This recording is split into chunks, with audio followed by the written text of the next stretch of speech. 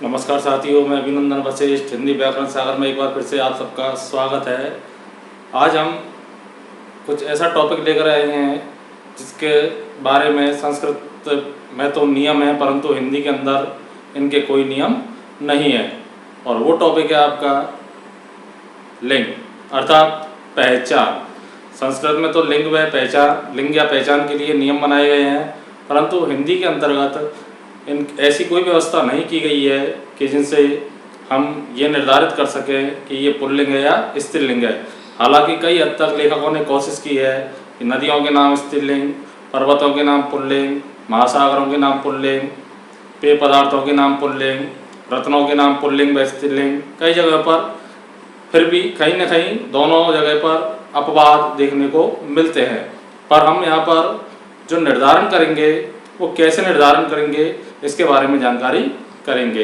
हिंदी के अंतर्गत जो निर्धारण किया जाता है किसी भी संज्ञा शब्द के लिंग का, वो वाक्य में प्रयोग के आधार पर, विशेषण के आधार पर, सर्वनाम के आधार पर इत्यादि के आधार पर किया जाता है।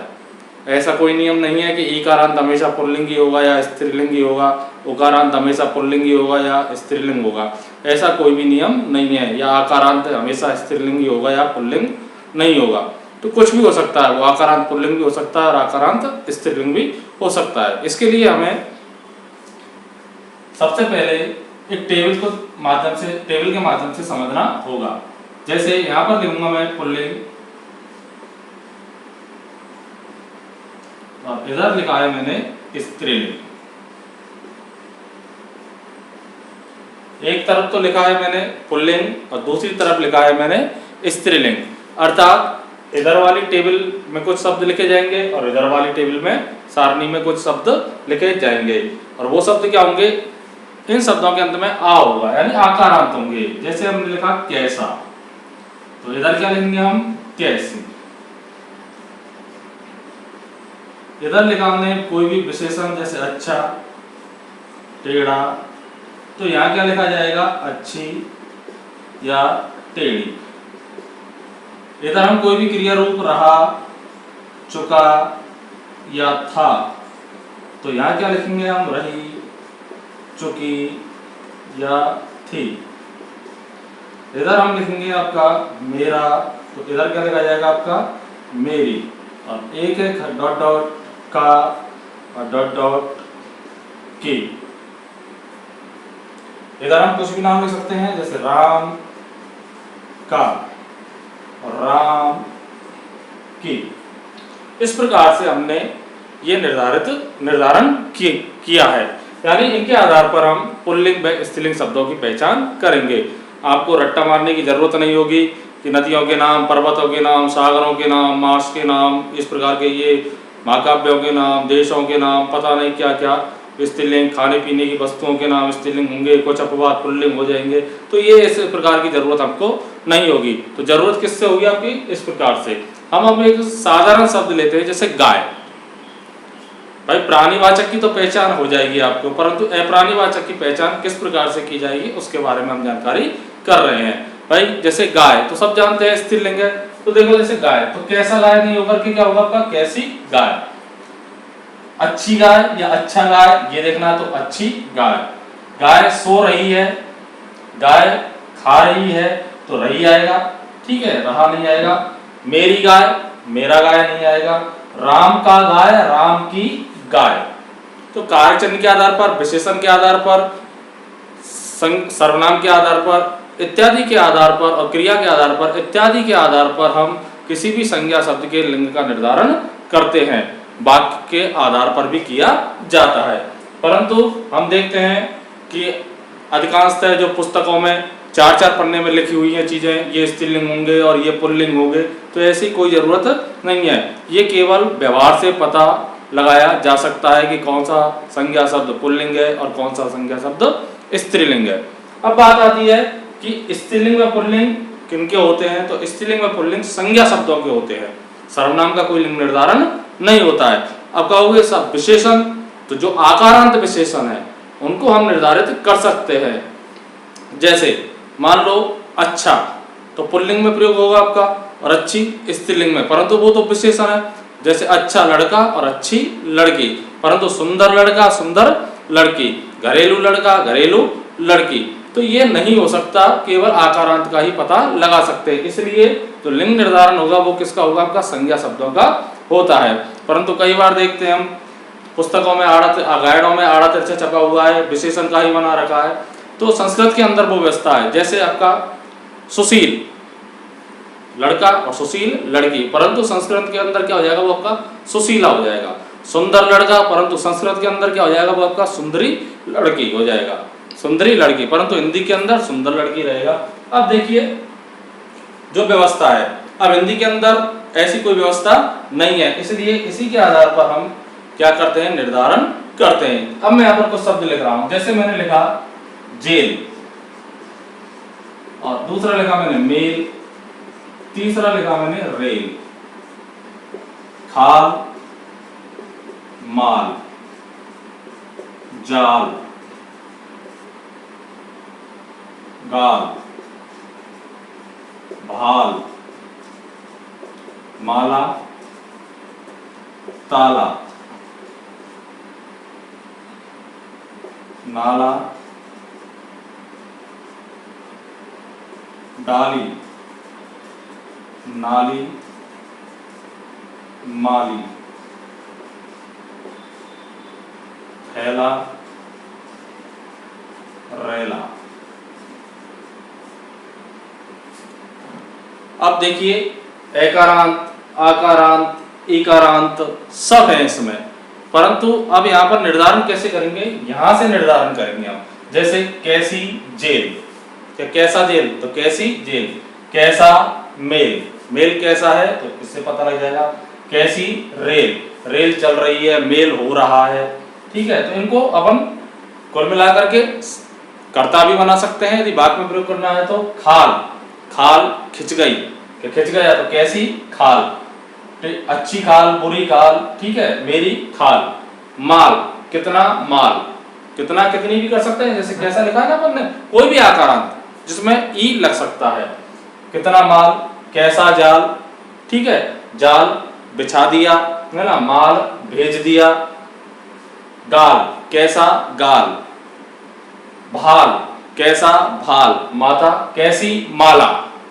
अब देखो माला क्या होगा आपका स्त्रीलिंग, कैसा ताला, ताला क्या होगा आपका पुल्लिंग, कैसा नाला, नाला क्या होगा आपका पुल्लिंग, कैसी डाली, डाली क्या होगी आपकी स्त्रीलिंग, कैसी नाली, नाली क्या होगी आपकी स्त्रीलिंग, माली, कैसा माली स्त्रीलिंग, थैला कैसा सॉरी पुल्लिंग, कैसा थैला, रेला कैसा रेला, ठेल कैसी ठेल।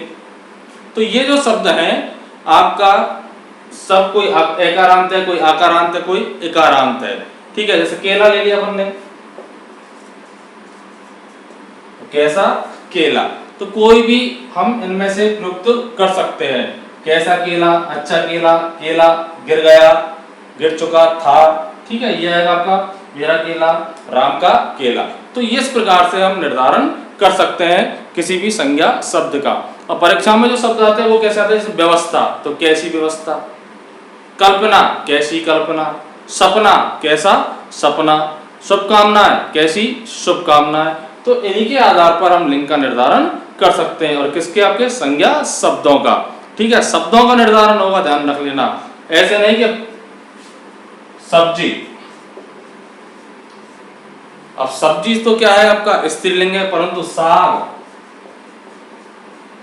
तो साग क्या हो गया आपका पुल्लिंग हो गया, साग क्या हो गया आपका पुल्लिंग हो गया। ऐसे नहीं कि पर्यायवाची भी बराबर एक के ही रहेंगे, नहीं, ऐसा नहीं होगा। प्रत्येक संज्ञा शब्द का पर लिंग निर्धारण अलग अलग तरीके से होगा। जैसे अक्षी, कैसी अक्षी, कैसी आंख, परंतु नयन, कैसे नयन, नेत्र, कैसे नेत्र, तो नेत्र और नयन तो पुल्लिंग, और अक्षी और आंख क्या हो गया आपका स्त्रीलिंग, सब्जी स्त्रीलिंग और साग क्या हो गया आपका पुल्लिंग हो गया। तो इस प्रकार से आपको क्या है संज्ञा शब्दों का लिंग निर्धारण करना है, परीक्षा में आता है तो एक झटके में हम कर देंगे। अब कई जगह स्थिति क्या होती है कि सर प्रधानमंत्री में कौन सा है, पहलवान में कौन सा है, वकील में कौन सा है, राष्ट्रपति में कौन सा है, खिलाड़ी में कौन सा है? तो ये सभी संज्ञा शब्द मूल रूप में पुल्लिंग है। कैसे हैं? मूल रूप में पुल्लिंग। प्रधानमंत्री, कैसा प्रधानमंत्री, कैसा पहलवान, कैसा वकील, कैसा राष्ट्रपति, कैसा खिलाड़ी। तो ये जो अब कहोगे साहब ये तो महिला के लिए भी आता है, तो हाँ बिल्कुल, ये ऐसे शब्द हैं जो पद होते हैं वो महिला व पुरुष दोनों के लिए समान रूप से प्रयोग में लिए जाते हैं। अब खिलाड़ी नहीं होगा, पहलवान नहीं होगा, वकील नहीं होगा, बिल्कुल नहीं होगा। क्या रहेगा? वकील ही रहेगा। परंतु स्त्री व पुरुष दोनों के लिए समान रूप से प्रयोग में लिए जाते हैं। परंतु इनका मूल लिंग क्या है? पुल्लिंग है। इनका मूल लिंग क्या है?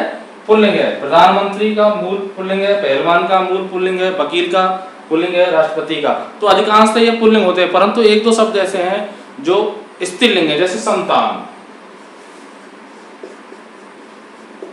महिला लड़की है तो भी संतान बोलेंगे, और पुरुष है यानी बालक है तो भी क्या आपका? संतान है। ये तेरी संतान है, महिला के लिए संकेत किया है, लड़की के लिए संकेत किया है तो भी तेरी संतान है। और दूसरा लड़के के लिए है तो ये तेरी संतान है, उसके लिए भी तो संतान। परंतु संतान मूल रूप में क्या है? स्त्रीलिंग। संतान शब्द मूल रूप में क्या है? स्त्रीलिंग है आपके। परंतु ये प्रयोग दोनों के लिए लिए जा सकते हैं। कई जगह पर इनको उभयलिंगी कह रखा है। परंतु कई बार जब वही पेपर सेटर प्रश्न पूछता है तो कहता है कि हिंदी में कितने प्रकार के लिंग हैं, तो उत्तर क्या रहेगा आपका? 2 पुल्लिंग व स्त्रीलिंग। तो उभयलिंग तो रहा ही नहीं। अगला देखिए, ये तो अभी तक हमने जो बात करी थी अधिकांशतः रूढ़ शब्दों की बात करी थी। जैसे मान लो विद्या, कैसा है आपका? स्त्रीलिंग। मैंने विद्या पा ली, मैं विद्या पा चुका, मैं विद्या पा चुका। ठीक है, तो ये आपका मैं के हिसाब से भी है, परंतु विद्या पाली, उसने विद्या पाली, परंतु नेकारक चिन्ह आ रहा है इसलिए क्रिया के हिसाब से हो जाएगा। और कैसी विद्या सीधे शब्दों में यहाँ पर हो जाएगा, कैसी विद्या। तो विद्या शब्द क्या हुआ आपका? स्त्रीलिंग। अब देखिए जैसे विद्यापीठ, पीठ का अर्थ होता है आश्रम। अब कैसा विद्यापीठ? अब इसके बारे में एक दो उदाहरण और बता देता हूं, उसके बाद जानकारी देंगे। जैसे रसोई, तो रसोई शब्द क्या आपका? स्त्रीलिंग। रसोई शब्द क्या आपका? स्त्रीलिंग है। कैसी? रसोई। और घर शब्द क्या आपका? पुल्लिंग है। कैसा? घर। और दोनों को मिला करके रसोई घर, कैसा? रसोई घर। तो रसोई घर शब्द क्या होगा आपका? पुल्लिंग। अब ऐसा क्या होता है? तो हिंदी के अंदर ये व्यवस्था है आपके, यदि कोई भी पद है तो वो जो उत्तर पद प्रधान हमने पढ़ा है तत्पुरुष समास के अंतर्गत, ये इसीलिए है जो इसमें यानी यौगिक शब्दों में और योग रूढ़ शब्दों में लिंग का निर्धारण हमेशा उत्तर पद के हिसाब से किया जाता है। किसके हिसाब से किया जाता है आपका? उत्तर पद के हिसाब से किया जाता है। जैसे कैसा? विद्यापीठ। पीठ शब्द क्या आपका? पुल्लिंग। ये पीठ नहीं है अपनी बैक, ये तो स्त्रीलिंग है। रसोई घर, तो कैसा? रसोई घर। तो घर क्या हुआ आपका? पुल्लिंग। जैसे हमने लिया जल, जल बह रहा है तो जल को कर्ता बना दिया, कैसा? जल। गंगा, कैसी? गंगा। तो गंगा क्या? स्त्रीलिंग और जल पुल्लिंग है। और गंगा जल,